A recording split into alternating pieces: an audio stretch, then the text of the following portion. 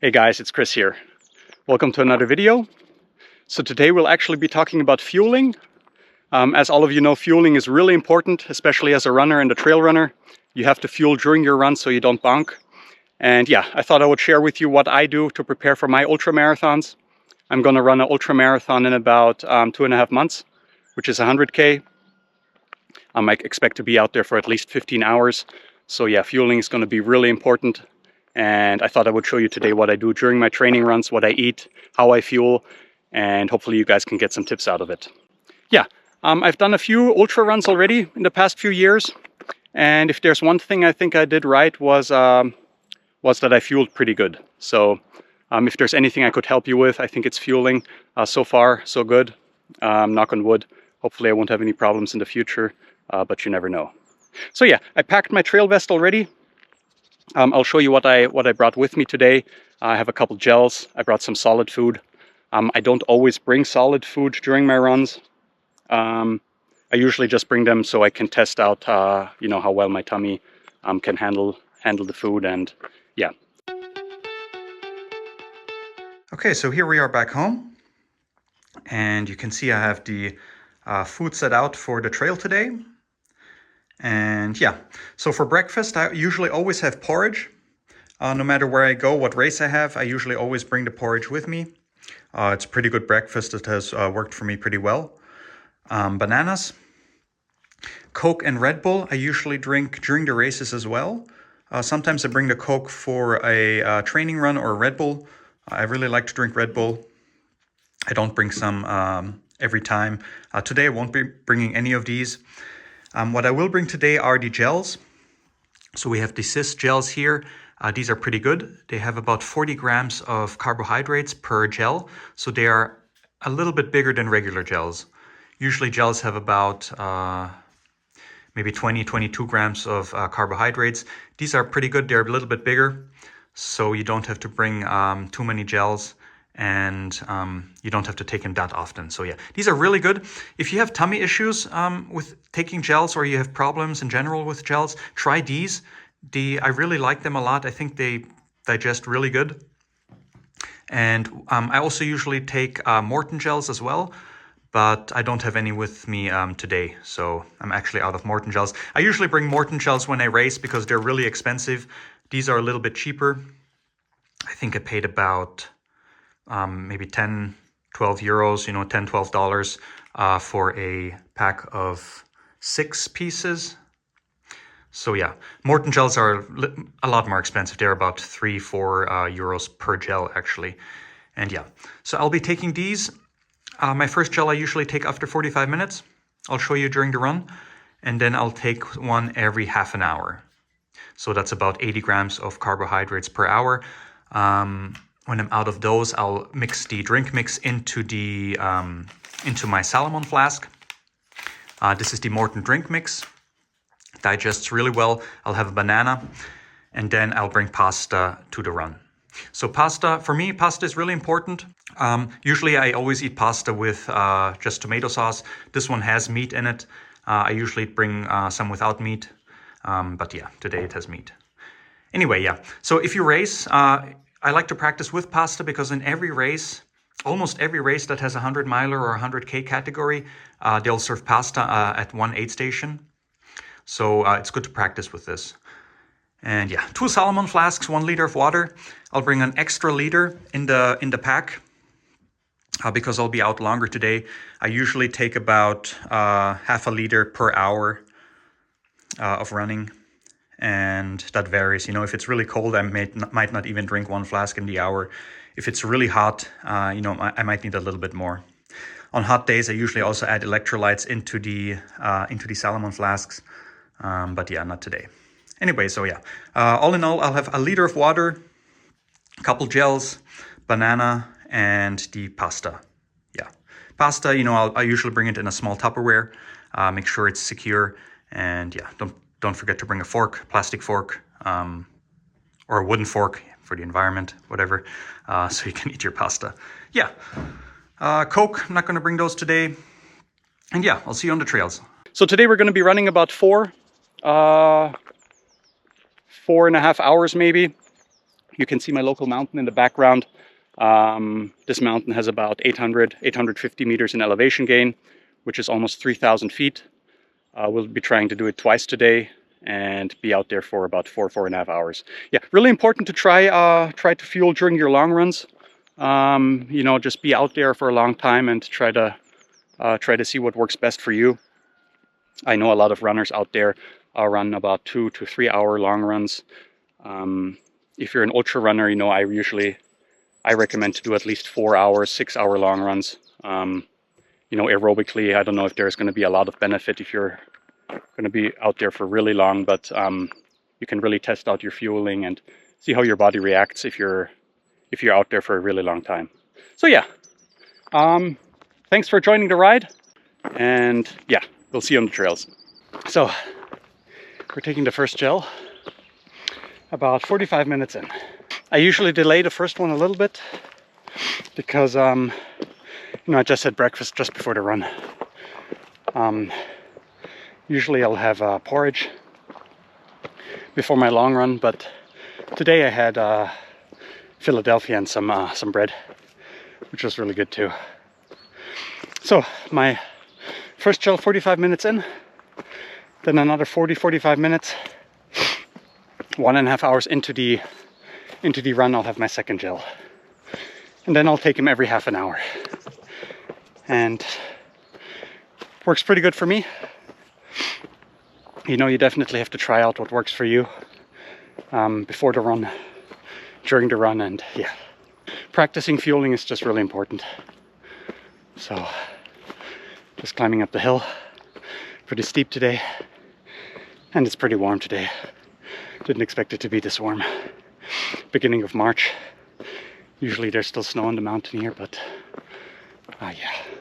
What's really important is not to chug your gels at once. You know, take sips. It can take you 5 minutes, 10 minutes to finish a gel. It's a little bit better to digest. So yeah, just completed round 1. About 1.5 hours in. So, which means I'll be taking my second gel. If I can find it. You know, that's one thing with when you're running ultra marathons, you'll have a lot in your pack, and really important to stay organized so that you find everything. I remember on my last ultra, or the one before, I couldn't find my electrolytes. I thought they were, I thought I lost them or whatever, but they were just hidden somewhere in my pack. So yeah, stay organized. You'll find things quicker and you'll save time. Yeah. So I'm gonna take my second gel, then have a long downhill, and keep going.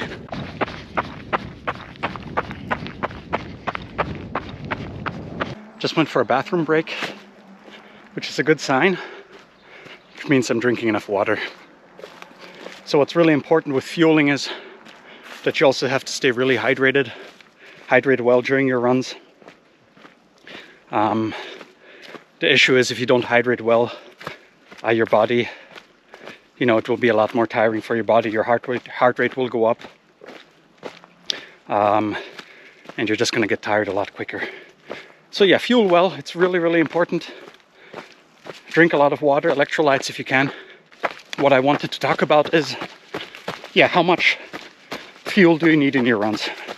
I'll just walk for this. So I usually aim for about 80 to 100 grams of carbohydrates per hour.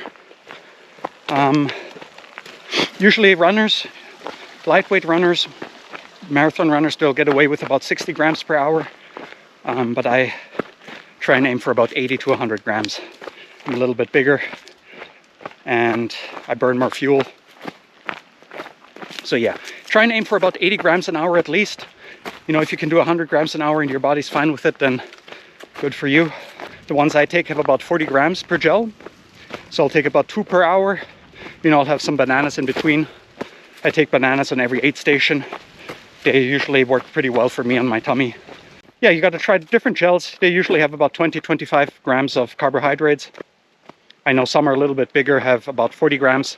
The ones I showed you on the ones I showed you at home, the ones I have with me. So you can take about 2 per hour. The Morton gel Adi Morton drink mix has, I believe, I think the drink mix has about 80 grams. So you'll mix it into your Salomon flask and, you know, drink that within the hour and you should be good. But yeah, see what works for you. If you get away with less, good for you. I always think, you know, take a little bit more than you need and the risk of, you know, hitting the wall will be a little bit less.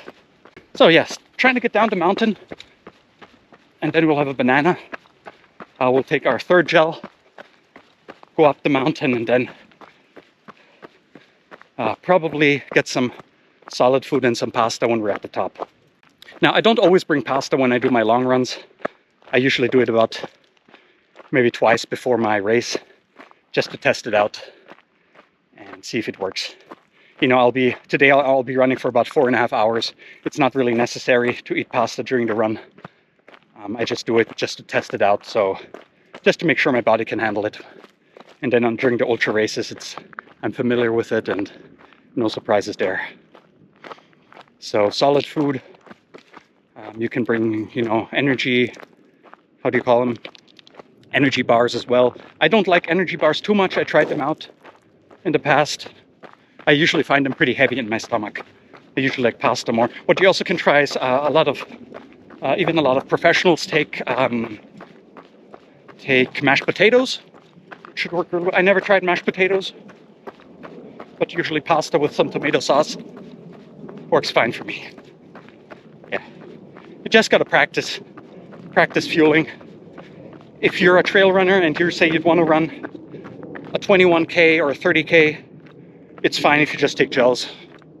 If you're into 50Ks or 100K ultra marathon runs, you're just fine with taking fluids and gels.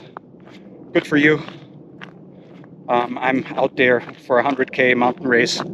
I'll be out there for at least 15 hours, 20 hours maybe, and I can't take gels all the time, and I gotta have some solid food for that. So yeah, my 100-mile race will be in fall. So fueling is going to be really, really important for me. If I fuel well throughout the whole race, I know I can finish. I'll put the training in. And if I don't fuel well that day, you know, in an ultra with 100 miles or even 100K, you know, you might not be able to finish. Yeah. So we just made it down the mountain. We'll be going around a couple blocks and we'll go up a different path. So I don't want to do the same thing today. Same mountain, but different path. It'll be a little bit steeper, just a little bit more of a challenge for the legs. We'll be slower, but get more elevation gain. So I just filled up my Salomon flasks with my reserve water. And yeah, just finishing up my banana, 2.5 hours in the run, or 2 hours and 20 minutes. I'll have a gel shortly right after. And yeah, get some music in and climb this mountain again. Let's do it. Yeah, almost at the top for the second time. And yeah, this climb's really difficult. It's a lot steeper than the other one, but really good training to get my hiking legs in shape. But yeah, pretty tired today. It's my third day already on the mountains this week, so probably take a few days rest after this. Fueling's going well. Had the banana before and then a gel, and looking good so far. We'll take a break up top, have some pasta, and have a downhill to run. And we'll see how the tummy reacts to the downhill just after eating the pasta. So yeah, you can see Salzburg in the background, the city here, and really nice day today. Lovely day on the mountains, no snow. And yeah, this is usually my peak. I usually train in winter. I usually don't go to the other peaks. You can see them in the background because of the snow and the danger. And I'll be hitting those probably in summer. After my first race, when we trained for the 100-mile race in Nice. it'll be fun to do some other higher mountains and higher altitude. And yeah, that's the other thing with fueling. If you fuel and you practice and your race is going to be on altitude, try and practice on altitude as well, because your tummy reacts differently when you're up on high elevation. So another tip for you. Really nice. Let's get to the top. Second round done. Find a good spot where you can eat and then get down the mountain. We just got done eating and trying to get down the mountain in one piece. Don't twist any ankles and call it a day.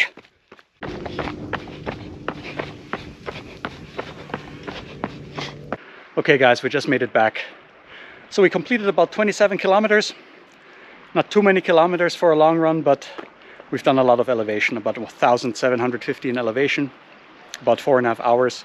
So just what I predicted. Yeah, really good run today. I hope you guys found the tips helpful. I'll list them up again, just to make sure you guys memorize everything. Yeah, you just really need to practice. Keep practicing your fueling in your runs. Especially if you're going to run longer trails, ultra marathons. Practice is really important. See what works for you. Gels, fluids. If you're into ultra running, 50K, 100Ks, definitely try and fuel with solid food. Practice solid food as well. And you can practice those on your long runs. Anyway, if you're an ultra runner, I really recommend you running at least for 4 to 5 hours, maybe longer if need be. And you'll see what works for you. Yeah, try and get in about 80 to 100 grams of protein, 80 to 100 grams of carbohydrates an hour. That works for me. And yeah, practice during your training runs. If it works out in your training runs, it most likely will work out on your race. The only problem is with racing, yeah, the day of the race, you might be a little bit stressed out. Stress and a lot of excitement might give you a little bit of tummy issues, especially in the morning when you're trying to have breakfast. But once you're warmed up, take your time during the races and you should be fine. Yeah, anyway, I hope you guys liked the video. Enjoy, subscribe, and thanks for watching. We'll see you in the next one.